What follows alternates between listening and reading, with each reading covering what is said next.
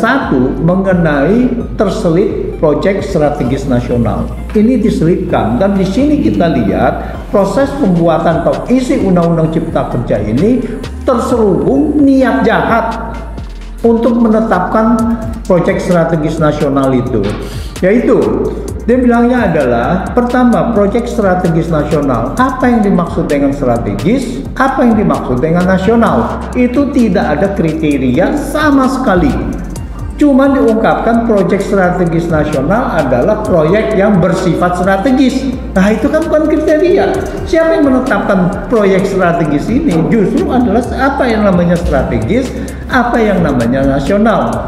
Misalnya kalau dulu kita ada 8 BUMN strategis ya, salah satunya ada Krakatau Steel.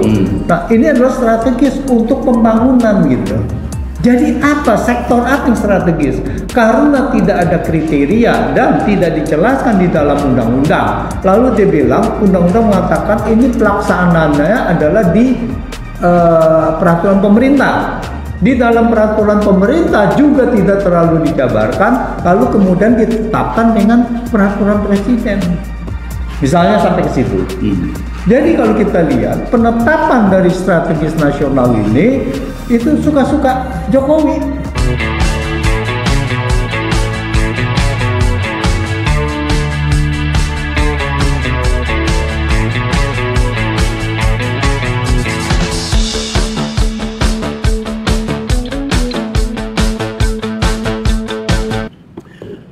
Assalamualaikum warahmatullahi wabarakatuh. Alhamdulillah. Selamat pagi saudaraku sebangsa yang tercinta.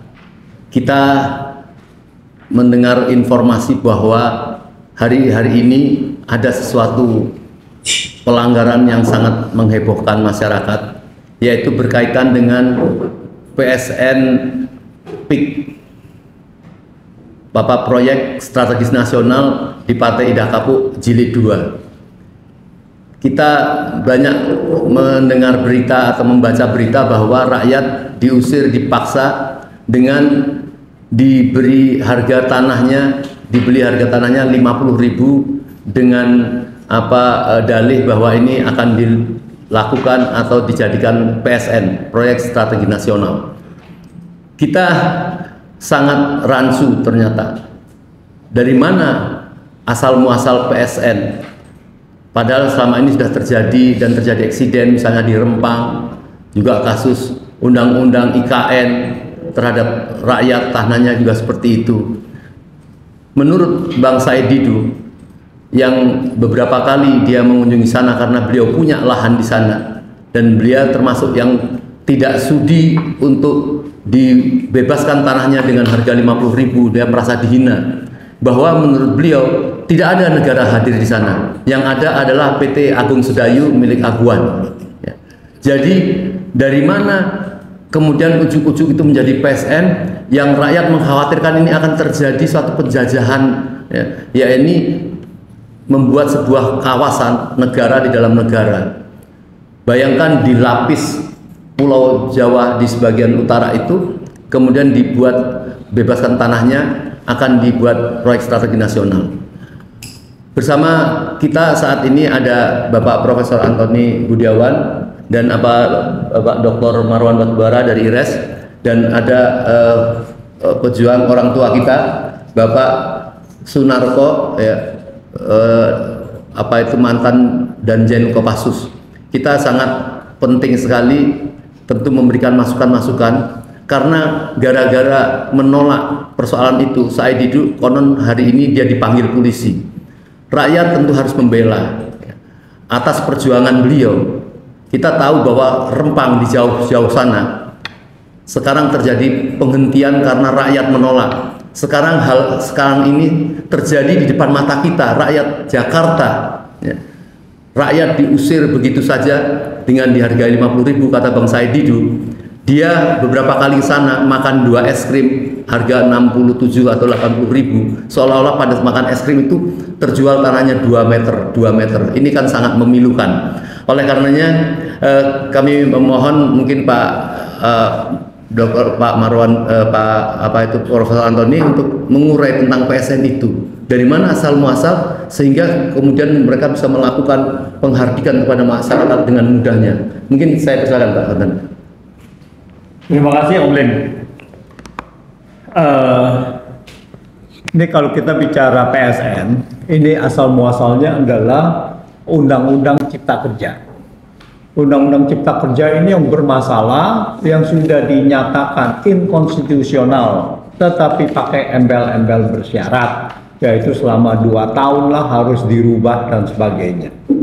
Nah, di dalam Undang-Undang Cipta Kerja yang sudah inkonstitusional tersebut, kemudian bukannya diperbaiki, berikut isinya diperbaiki, tetapi bahkan lebih hebat lagi pelanggarannya atau cara proses pembuatan Undang-Undang Cipta Kerja ini, lalu diterbitkanlah Perpu, ya, peraturan pemerintah pengganti undang-undang tentang Cipta Kerja, menggantikan yang lama, tapi isinya semuanya sama.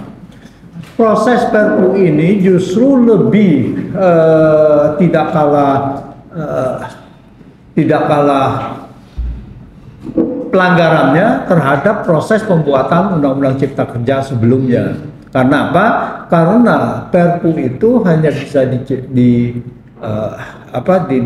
ditetapkan kalau ada kegentingan memaksa, dan sepertinya Jokowi itu memaksakan atau memanipulasi atau merekayasa yang namanya faktor kegentingan memaksa, yaitu dengan katanya akan ada krisis ekonomi global.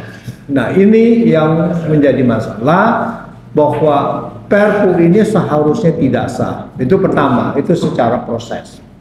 Tapi terus kita lihat, kalau kita bicara Undang-Undang Cipta Kerja, maka seolah-olah kita hanya melihat itu adalah perburuhan, ya. Jadi di mana upah buruh lah yang tidak ditetapkan, tidak naik sesuka-sukanya lah, ada yang tidak naik, berarti dirubah dibandingkan dengan yang sebelumnya. Tetapi ada satu mengenai terselip proyek strategis nasional. Ini diselipkan, dan di sini kita lihat proses pembuatan atau isi Undang-Undang Cipta Kerja ini terselubung niat jahat untuk menetapkan proyek strategis nasional itu. Yaitu dia bilangnya adalah, pertama, proyek strategis nasional. Apa yang dimaksud dengan strategis? Apa yang dimaksud dengan nasional? Itu tidak ada kriteria sama sekali. Cuma diungkapkan proyek strategis nasional adalah proyek yang bersifat strategis. Nah, itu kan bukan kriteria. Siapa yang menetapkan proyek strategis ini? Justru adalah apa yang namanya strategis, apa yang namanya nasional. Misalnya kalau dulu kita ada 8 BUMN strategis, ya, salah satunya ada Krakatau Steel. Nah, ini adalah strategis untuk pembangunan gitu. Jadi apa, sektor apa yang strategis? Karena tidak ada kriteria dan tidak dijelaskan di dalam undang-undang. Lalu dia bilang, undang-undang mengatakan ini pelaksanaannya adalah di peraturan pemerintah. Di dalam peraturan pemerintah juga tidak terlalu dijabarkan, lalu kemudian ditetapkan dengan peraturan presiden. Misalnya sampai ke situ. Jadi kalau kita lihat penetapan dari strategis nasional ini, itu suka-suka Jokowi, ya, suka-suka presiden. Oleh karena itu kita lihat sejak 2016 itu ada lebih dari sekitar 200 proyek strategis nasional. Dengan proyek sebanyak itu, apakah namanya ada strategis lagi? Sudah tidak ada lagi. Strategis itu kan 1, 2, 3 atau dapat dihitung dengan tangan lah. Kalau dulu kita ada 8 strategis gitu, bidang strategis. Jadi dengan adanya 200 ini, jadi ini adalah terlihat sewenang-wenang, seenaknya saja. Mereka tinggal klaim ini adalah strategis. Contohnya adalah yang sudah dinyatakan strategis, tapi intinya adalah untuk mengusir rakyat. Yaitu sebelum Rempang ada namanya Wadas, dengan alasan ada bendungan di Jawa Tengah, batunya mau diambil dari sana, orang di sana diusir. ya, diusir, dijadikan proyek strategis nasional. Jadi kita lihat proyek strategis nasional ini adalah wacana atau alat untuk mengusir rakyat untuk menguasai lahan orang-orang yang ada di sana. Seperti setelah itu terjadi di Rempang. Bahkan hutan buruh pun itu akan dijadikan proyek strategis nasional. Ini, nah jadi ini terselubung niat jahatnya. Mungkin tidak ada kajian dulu di pura-pura sebagai formalitas mereka membuat FS gitu. Nah ini yang kedua adalah bahwa di dalam pasal ada beberapa pasal. Ini sebetulnya proyek strategis nasional ini bukan sesuatu proyek yang ditetapkan, tetapi begini, misalkan lahan pertanian, disebutnya di pertanian itu lahan pertanian tidak boleh dialihkan fungsi kecuali untuk misalnya kepentingan umum dan proyek strategis nasional. Kepentingan umum dan proyek strategis nasional. Tapi tidak dicatat itu apa kepentingan umum. Lalu pasal ayat selanjutnya mengatakan untuk kepentingan umum wajib dilakukan kajian strategis. Tetapi kata-kata proyek strategis nasionalnya dihilangkan. Nah inilah niat jahatnya gitu kan, bahwa proyek strategis nasional tidak perlu kajian strategis. Nah tetapi ini kita bisa bantah bahwa proyek strategis nasional adalah harusnya demi kepentingan negara, kan gitu. Kepentingan nasional adalah kepentingan negara. Kalau itu kepentingan negara, maka masuk kriteria kepentingan umum. Oleh karena itu harus ada kajian strategis. Itu. Nah, ini tidak ada kajian strategis, ini seenaknya aja.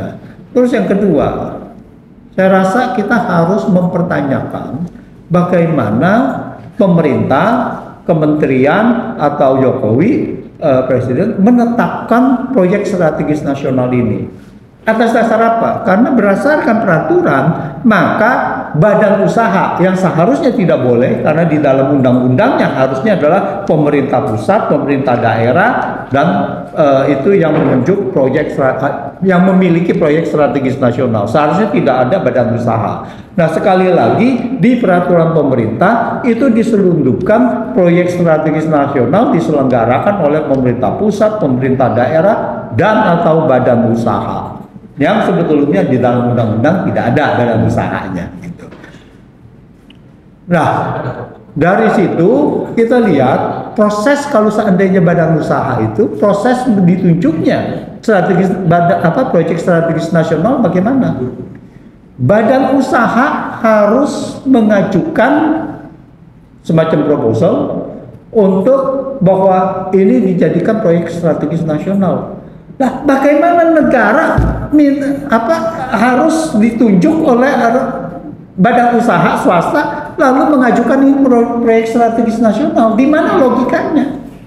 Logikanya kan harusnya negara yang menentukan. Ini mereka mengajukan lalu dievaluasi ini dan kemudian ditetapkan. Nah, untuk khusus ini PIK 2, Partai Indah Kapuk 2 dan BSD, kita harus lihat apakah mereka itu memang mengajukan. Lalu apakah mereka mengajukan itu boleh sampai ke sekian kilometer, berapa katanya sampai 70 kilometer atau berapa panjangnya gitu. Apakah boleh?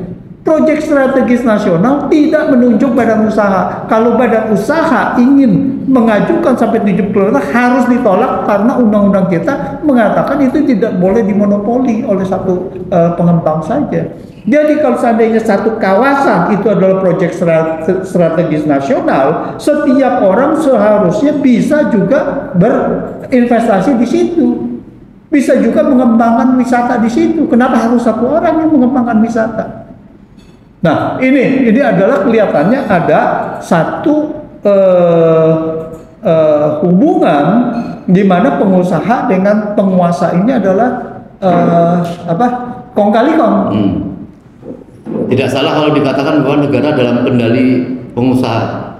Dalam hal ini ya negara dikendalikan atau apapun lah itu namanya. Ya, apapun itu namanya kan gitu kan, berarti mereka sudah bekerja sama. Jadi PSN itu tidak boleh identik, dia mengatakan proyek strategis nasional, nggak bisa gitu satu kumpulan begitu ini diserahkan kepada satu orang. Dan yang terakhir adalah kalau itu ditunjuk proyek strategis nasional, seolah-olah bahwa negara boleh ikut terlibat di dalam ini, didukung oleh apa tadi ASN dan sebagainya ya, abdesi kepala desa untuk membebaskan tanah gitu. Dan preman. Nah, dan preman. Dan itu tidak boleh karena apa? Ini melanggar hak asasi manusia yang dijamin di pasal 28 H ayat 4, yaitu mengatakan bahwa setiap orang boleh memiliki harta pribadi. Dan harta pribadi itu tidak boleh diambil secara sewenang-wenang oleh siapapun. Oleh negara tidak boleh, apalagi orang ini, jadi tidak boleh itu. Jadi ini adalah proses pelanggaran HAM berat yang harusnya mereka yang tinggal di sana, penduduk sana itu bisa melaporkan kepada HAM berat. Kalau seandainya HAM di sini tidak bisa, ya laporkanlah ke HAM internasional, coba-coba. Kan gitu. Tentang penguasaan lahan segala itu ya. Tentang pengusiran ini. Pengusiran. Iya. Karena kita ini sudah ratifikasi mengenai HAM internasional juga gitu. Demikian. Baik, untuk pertanyaan